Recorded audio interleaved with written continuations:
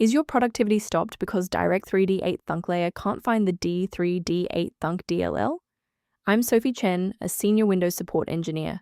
Let's identify the gap and fix it with an automated solution.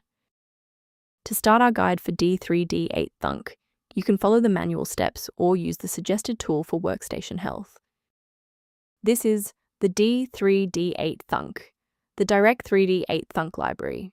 It manages the localized thunking, memory redirection, between localized 32-bit application calls and the core localized DirectX 8 graphics kernel, mandatory for localized early 2000s games.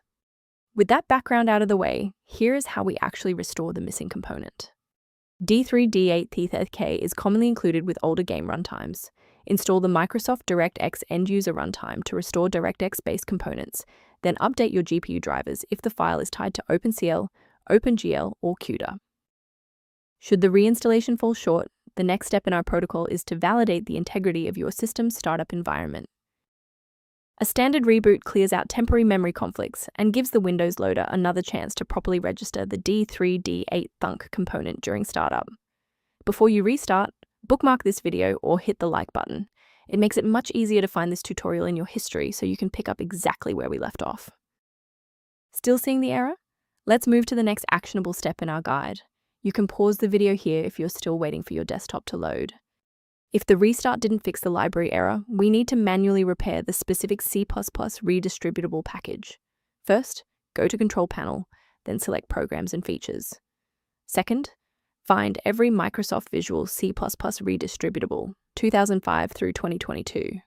Third, right-click each and select Change, then select Repair. If that fails, download the latest all-in-one VC++ redistributable package from Microsoft's website.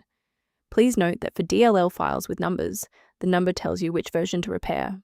For example, 120 equals 2013. As we finalize the restoration, it's important to observe standard security protocols regarding system files. Be highly suspicious of any site that recommends disabling your endpoint protection to install d3d8thk DLL, as this is a standard red flag for malicious software injection. Beyond manual troubleshooting, many users find that a system-wide diagnostic scan provides a more complete picture of their environment. To improve configuration awareness, the official maintenance resource linked below includes d3d8 Thunk-related documentation. By subscribing, you're ensuring that the next time you encounter d3d8 Thunk critical error, you'll have a trusted expert ready to help.